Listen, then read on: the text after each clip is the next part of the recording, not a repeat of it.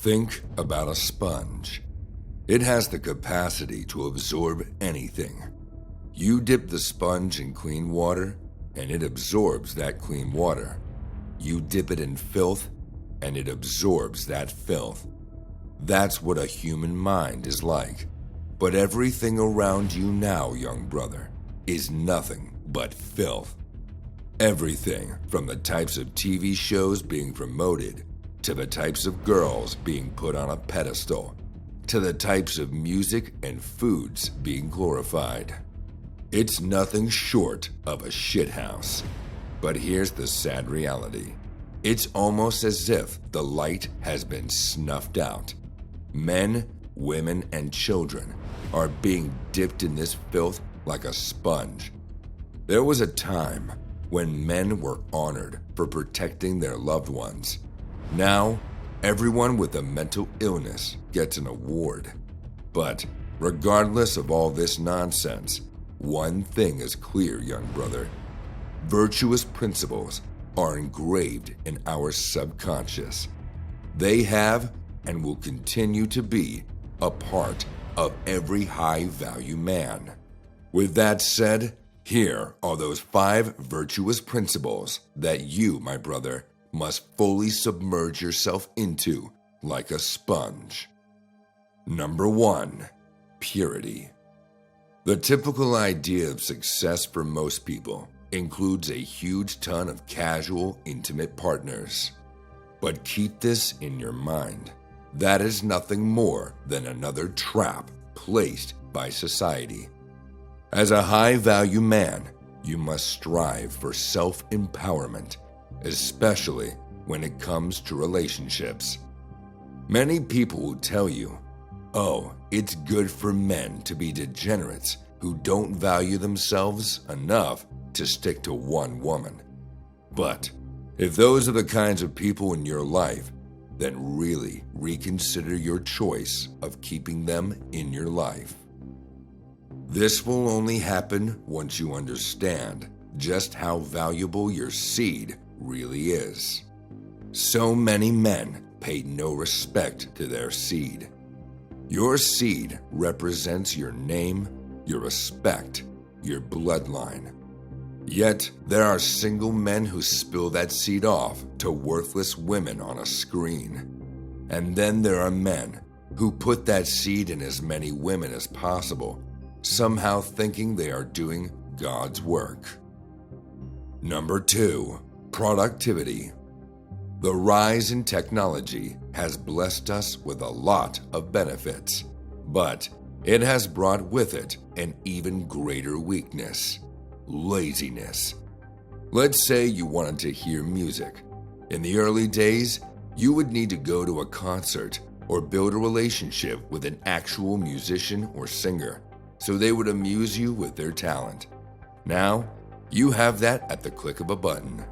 It has all become so convenient that you don't need to put any effort to receive your dopamine. You might have heard about the dopamine experiment that was carried out on rats. When the rat was granted unlimited access to dopamine hits, what happened?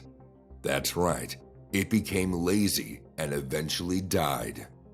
As harsh as it may sound, laziness is nothing short of a slow suicide. You would rather choose to sleep in than to work on that side hustle. You would rather choose to binge watch Netflix instead of studying. You would rather watch porn instead of building real, meaningful relationships. Do you not see the pattern here, young brother? Make it a motto in your life to consume less and produce more. I'll say it again. As a man who wants to stay productive, make it your motto to consume less and produce more. Number 3, happiness. A lot of you might be confused by this, but I want you to understand one thing very clearly. There is a big difference between happiness and pleasure. Or a better word would be satisfaction. Of course, you shouldn't base your whole life around happiness, but You cannot deny the fact that it is a necessary component of your own existence. One of the biggest damages a man can do to himself is when he stops seeking satisfaction and starts seeking pleasure. Let me ask you a question. What gives you more pleasure? Beating your meat or getting a good pump in the gym? Of course, it's beating your meat, but at the end of the day, which one gives you greater satisfaction? Learn to question everything in life, young brother. The lines between pleasure and happiness is only going to become thinner. But stay on your toes and learn to distinguish between the two. At the end, it's ultimately sacrifice that produces the biggest satisfaction for a man. It's like the relationship between the bow and an arrow. If you want the arrow to travel further, you need to pull it back further. The further back the arrow is pulled, the further distance it will travel. The same is the relationship between the amount of sacrifices you are ready to make and the satisfaction it will yield for you.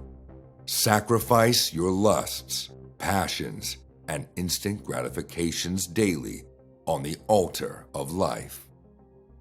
Number 4, serve. This is another principle that may be hard to grasp for some of you. What most men consider to be high value is someone with freedom, peace, and success. And there's nothing wrong with that. But there's one principle that almost all miss out on. Want to know what it is? Simple. The idea of serving others. There has never been a great leader in the history of mankind who didn't serve his people. This is why most men live shallow lives. They build themselves up, but have no one to serve in the end. It's like the concept of input and output. At some point, there must be output in your life for you to continue with more input. Let's say there are two men. Both want to improve themselves. The man that doesn't have the virtue of servitude on his mind will make money and spend it on all his pleasures at some point down the line. That will be his output method. However, the other man who has servitude on his mind knows that making money is not his end goal. He will rather use that money to build a community or a family, and that will be his output method. So, learn to serve others, young brother. It might be as simple as helping someone who's new to the gym, or helping your parents with chores, or donating to your community. As I said before, there is a point that is so cliche to us that we overlook it completely. But it pays the greatest return in the end. Why? Because the idea of serving others and being blessed is woven into the very fabric of the universe you live in. And finally, number 5, connections. One of the main differences between a low-value and a high-value man is the amount of social connections that he has in his life. The average modern man is hopeless, depressed, and most importantly, alone in his pain. A high-value man, on the other hand, is usually surrounded by a supportive circle of friends and family members who will do anything in their power to pull him out of his misery. I know so many men who believe that they are some type of so-called Sigma male who is a lone wolf. But, like iron sharpens iron, so does one man sharpen another. You might be at a stage in your life where you might need to isolate yourself, but as a man, you can't remain a lone wolf forever. A time must come, brother, when you must start building a social circle, a community, a brotherhood, a family. Start developing deep and meaningful relationships with all those around you starting with your family. And I truly mean it. Start with your own family.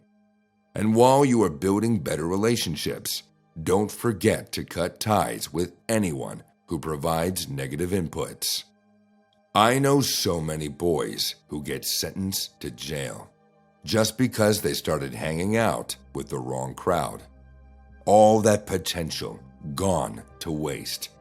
These innocent boys, just to get a glimpse of a so-called cool life, start to copy what the wrong crowd is doing.